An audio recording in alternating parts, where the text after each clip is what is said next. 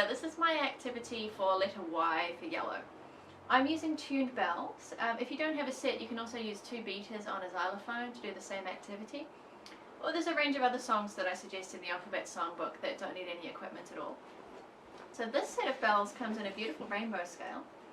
The only problem with it was that there were initially 2 different blue bells. This one was probably intended to be called indigo, but I just found that if I asked a child to play the blue bell, they didn't know which one I was talking about. So I've repainted this one purple, and I've repainted the purple bell pink. So for this game, I'm going to take the yellow bell, and I'm going to try mixing it with each of the other colours one by one. I asked my class to tell me if they like the sound, show me thumbs up.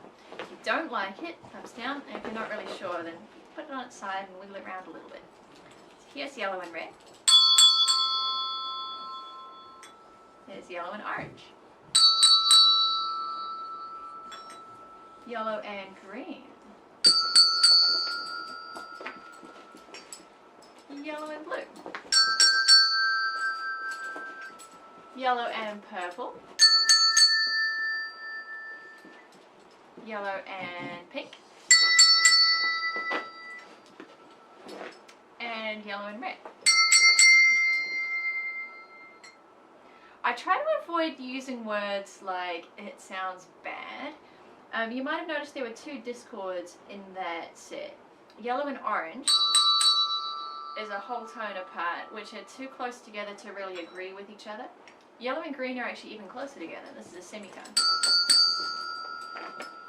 So I might say, for example, that I don't like the sound, but if I avoid saying that it's a bad sound, then again, we've had some really good discussion about that. Kids have come up with creative ideas like, it sounds crazy, for example, to describe how the yellow and green go together.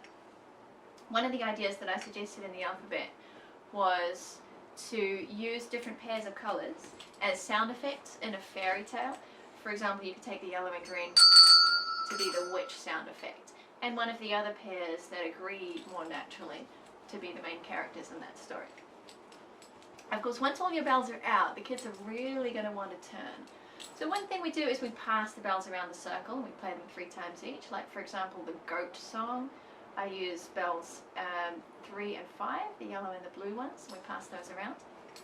Another way that I've found of taking turns is to give 1 chord to one group of kids. 4, 6 and 8 make an F chord.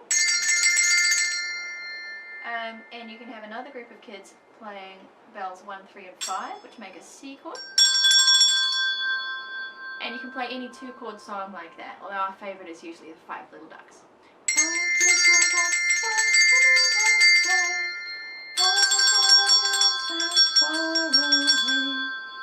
And so on. And there's instructions for that song on letter D for duck page.